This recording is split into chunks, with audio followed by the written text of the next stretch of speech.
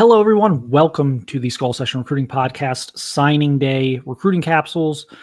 We are going player by player throughout signing day here to break down their commitments, kind of recap their recruiting processes, and just talk about, the various interesting points of their recruiting processes and kind of what their impact could be at Ohio State. Just giving everyone their kind of 10 or 12 minutes of run here today on the channel. So check those out here at youtube.com/Buckeye Huddle throughout the day. And again, you can watch and listen to recaps on all the players of Ohio State Science today. It's another excellent recruiting class for Ryan Day and the Buckeyes.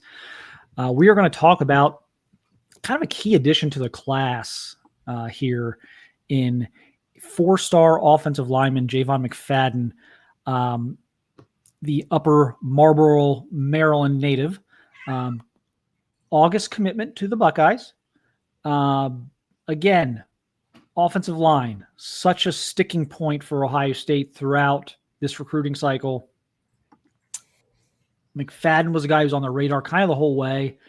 There were points when, were they going to get him? Was he slipping away? Was he going to go somewhere else? But they lock him up in August. This is a guy who is kind of a flex guy, a swing. They would call like a swing player. He could play tackle. He could play guard. Kind of one of those guys who helps you get your best five out there. So I think a lot of this will depend on kind of what they do at offensive tackle moving forward in terms of whether it's the transfer portal or high school recruiting or 2026 guys, whatever it might be.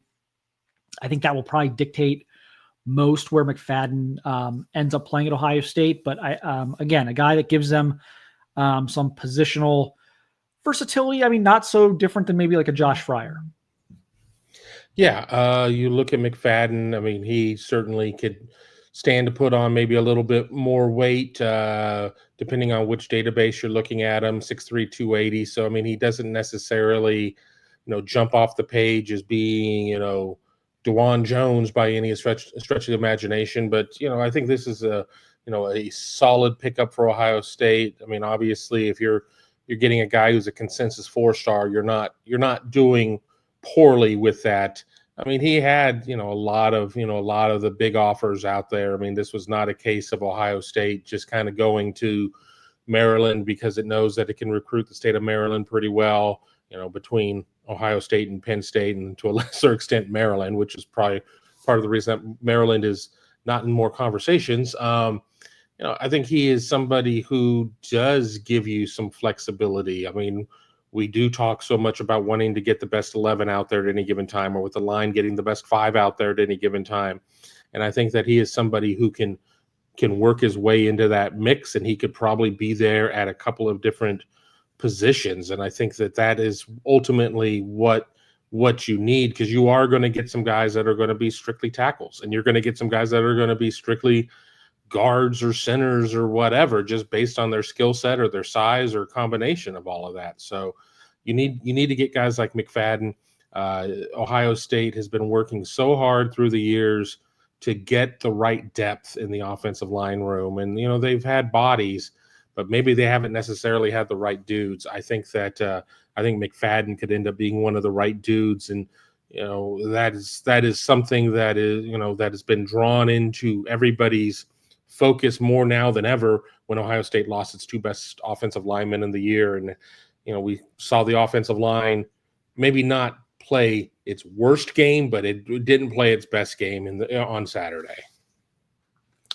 Yeah. And look, I think McFadden is best served being a guard at the next level. I think he's got the feet to probably play tackle. I just don't know at 6'3" if the reach and the length is exactly what you would want ideally in like a prototype tackle. But I think he certainly has the athleticism to play out there. But I think in a perfect world, he would be a guard, and you would get someone else to kind of play alongside him at tackle and get your best 5 out there that way. But very talented player, was an early priority for Ohio. This was a guy they recruited for a really long time, was always kind of on the wish list for the Buckeye offensive line or offensive coaching staff. So this was a long time top priority, and let's go to the tape here and get a look at what he's about. Yeah. So if you kind of pay attention again with a lot of these guys, you're looking at guys who can kind of play tackle in high school. But he's a guy with tremendous athleticism. Look at him getting out there and kind of blowing up the screen. I apologize. The video is not a little more zoomed in. We get what we can get here. But he's a guy who can play out in space, can get out in front of screens, can pull around, play, kind of one of those guys who blocks through the whistle. So you get a little bit of toughness there.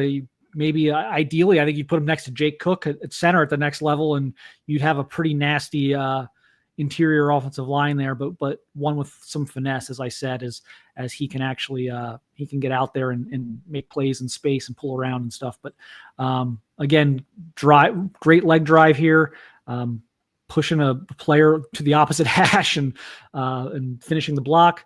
But again, you'll notice the trend here. A lot of these linemen, even if there's guard center prospects, they play tackle in high school. It's just kind of the thing in high school is you take your best offensive lineman, you put them at tackle. So I like the athleticism. I think they want to have these guys who can kind of pull around, and they had some success with that even Saturday, and they kind of got away from it. But guys who you can kind of pull around and get hat on a hat and open up those seams for the running back, and he's a guy who can do that. So I, again, was a pretty big fan of this pickup when it happened, and you throw on the tape and you can see again that he's a tough kid and with really good feet and playing against good competition. DMV, good competition.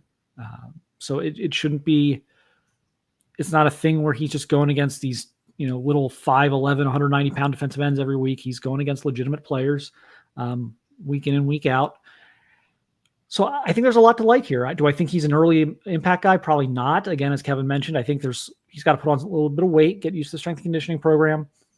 I think Ohio State's okay at guard for the next couple of years. So I don't think it's a thing where it's, oh gosh, he's got to be ready to go right away. And they got to speed this thing up and get him in there. I think he's got an opportunity to come in and probably redshirt, and then maybe have another year of experience behind that and kind of working behind, a guy like Austin Sierreveld, and continuing to just kind of improve and get his body to where it needs to be for the Big Ten rigors. But this is a guy who I think could blossom into a multi-year starter.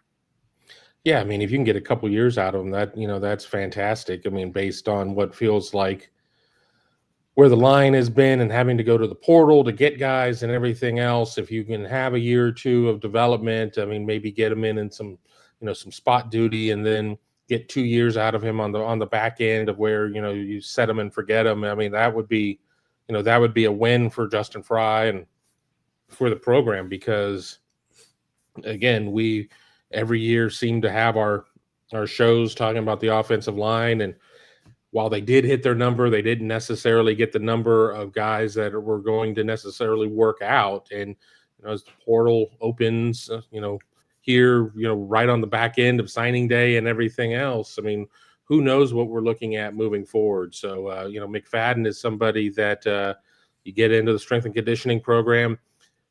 It's a big ask to get a freshman lineman to play, offensive lineman to play. So, I don't even really make that a consideration. But, if he's on your point after tries and doing some of that stuff here in year one in 25, and then, maybe even seeing some time in quote unquote garbage time, that opens the door for him for 26. Cause I think there's going to be a lot of turnover in the line over the next 2 years, just as guys are getting to the end of their line.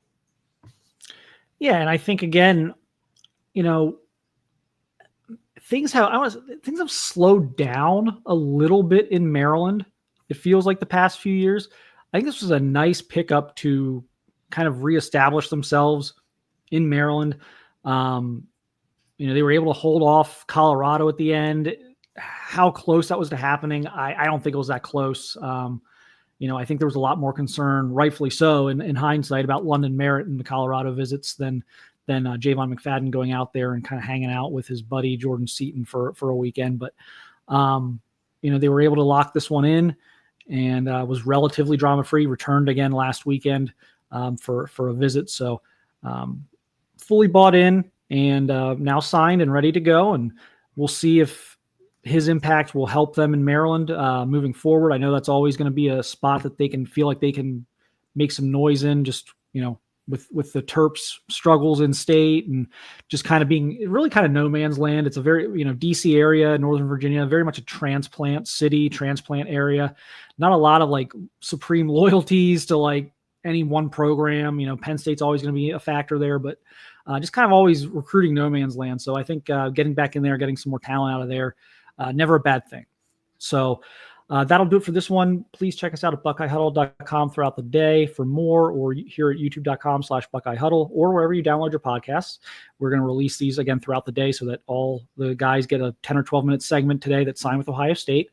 $4.99 for your first month at BuckeyeHuddle.com right now. Takes you through the first 2 rounds of the college football playoff, plus any transfer portal craziness of the next few weeks and winter practices and everything else. So there's a lot of good things going on at BuckeyeHuddle.com. So please check us out there and, again, get what amounts to roughly 65% off of your first month with the $4.99 first month offer.